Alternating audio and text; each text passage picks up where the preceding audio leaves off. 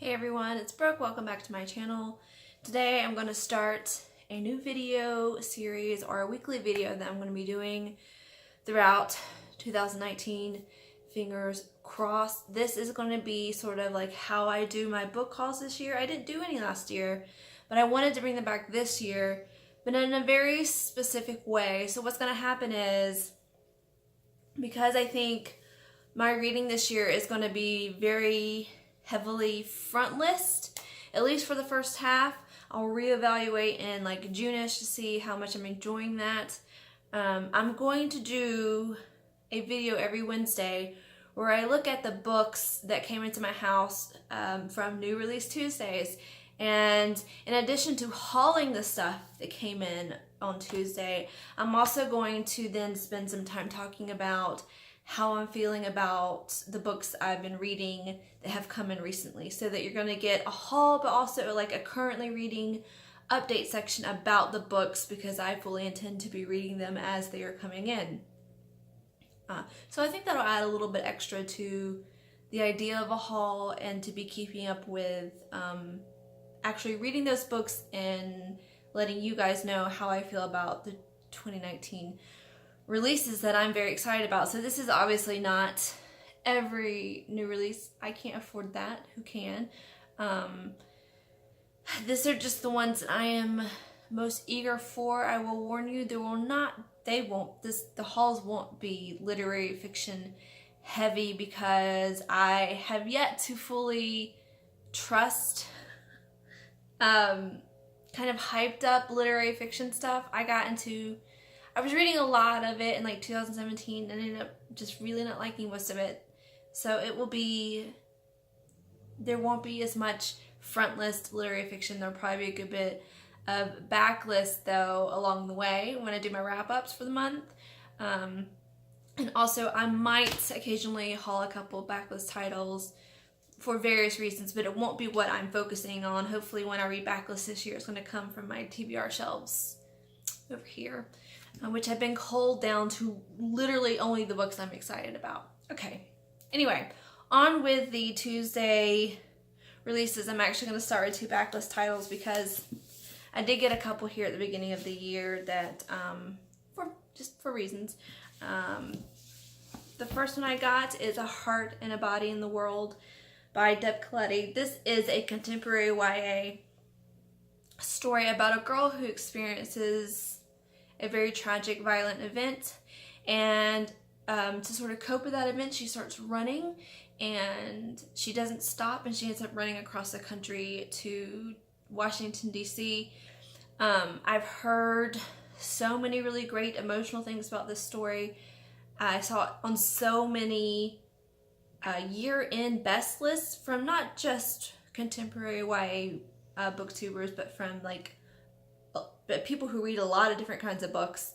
This really had an impact on a lot of people who I enjoy. So I'm hoping to read this year.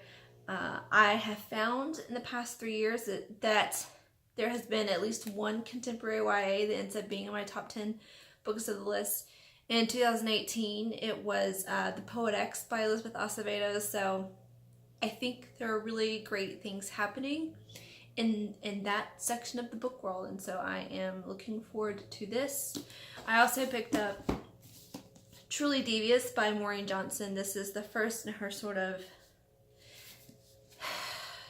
it is, I don't know if it's like contemporary or if it's set in sort of mid-century, mid-20th century, but it is set at a boarding school that was founded by a man whose wife and daughter, I think, were kidnapped, and we're many years later, and this girl is going to this boarding school, and she's kind of obsessed with that crime that I believe was never solved, and so we go down this path, and it apparently ends on a major cliffhanger, which is why I waited until now. I wanted the next book to be coming out before I picked this one up. Also, my book club and we read her Shades of London series, and we really quite enjoyed that, so I think we might be looking towards this series as well in the coming months, so I wanted to have it. And now we move on to the 5 new releases I have to show you. The first one is Mouthful of Birds by Samanta Schweblin. So I loved Fever Dream. It's also still one of my most watched and commented videos on this channel is my review of Fever Dream. It was, man, it just left such an impact on me, and I still think about that book all the time. And so I'm so excited to have this collection of short stories. I've heard they are weird. She's still writing weird fiction here, but they're a little bit easier to follow. So I think this might be a really great place to start with her if you haven't read Fever Dreams. And it's already on my list of like prettiest covers like of 2019. Look at how this it's so pretty. It's even prettier like in person. That will be read in January. You'll be hearing about it soon, probably. And then there's Seanan McGuire's fourth book in the Wayward Children series, In an Absent Dream. This, I expect to love. I've read the first chapter. Listen, a lot of people are not loving this as much as the other ones. This follows Lyndsay and like the goblin market world, portal world she kind of enters. You guys, so this series, for me, I know a lot of people kind of want to follow certain characters and not other characters. I don't care. This is about Seanan McGuire's writing and her world building. That's why I read this series. That's what I love so much about it. I also like the way she's always talking about some bigger thematic issue in each book. And I like the way she explores that through like the world she builds. And the Goblin Market is, it's one of my favorite sort of portal worlds. So I'm really excited about this. I think I'm gonna love it. I've loved all of the books, even people who didn't love Beneath the Sugared Sky, like I loved it.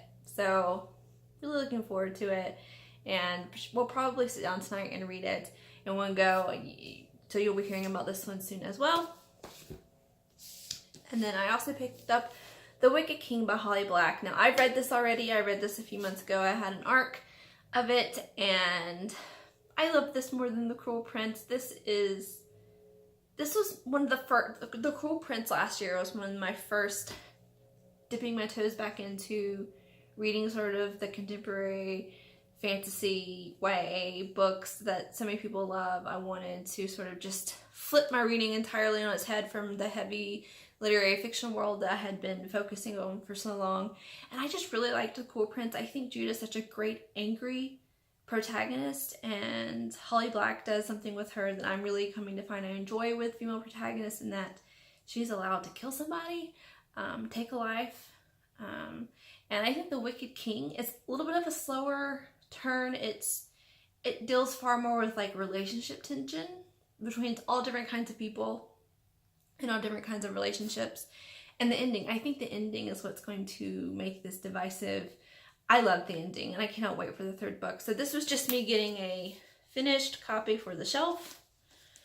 And then I picked up Lyndsay Faye's The Paragon Hotel. This is the next book after Jane Steele.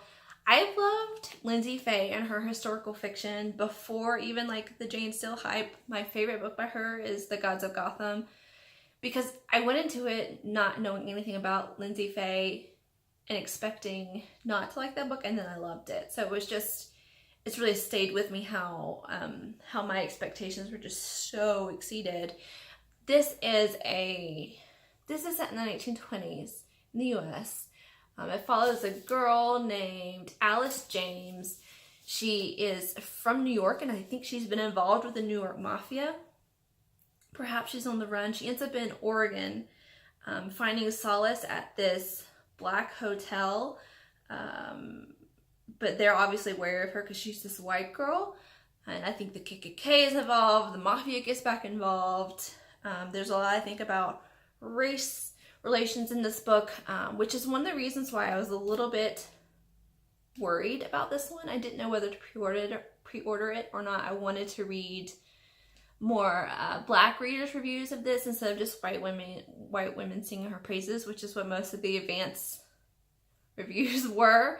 But I've now read about 5 or 6 Black women who reviewed this, and they've all really loved it. So I'm excited. I love the way she does historical fiction. I think she does her research. She makes really interesting characters I want to follow, and there's always some kind of mystery / thriller element almost of these books, and so I am looking forward to what she does. And it's a pretty cover as well. And finally, it's my book of the month club selection. So this is actually not out until February, but we have it now if you got it as your selection. This is The Night Tiger by Yangsze Choo. This is also historical fiction, but I believe there are sort of fantastical elements, maybe some like magical realist stuff going on. It's about a young woman and a child and the ways that their paths are going to cross, I think, in 1930s colonial Malaysia. Yeah, some dark adventure. I don't want to know too much. I just want to go on this dark adventure in 1930s Malaysia with these two characters and see what unfolds. And this is, again, another cover that I think is already on the list for like the prettiest of 2019. So yeah, all of these books I hope to get to in January. But I'm absolutely going to do The Night Tiger because that's one of my rules for Book of the Month books. And then I will absolutely be getting to An Absent Dream and Mouthful of Birds. So look forward to me updating you on that status next week with whatever January 15th books arrive at my house. This was a lot. It will normally be 1 or 2, sometimes none. But January 8th was a good release date, and February 5th, though, is going to kill me. Anyway, you guys, so I will talk to you next video. Happy reading, and let me know if you are excited about any of these particular books, and if you've gotten any of them, bought them, or checked them out from the library, and what you've been thinking, what books you're excited for January, and I will talk to you guys later. Bye.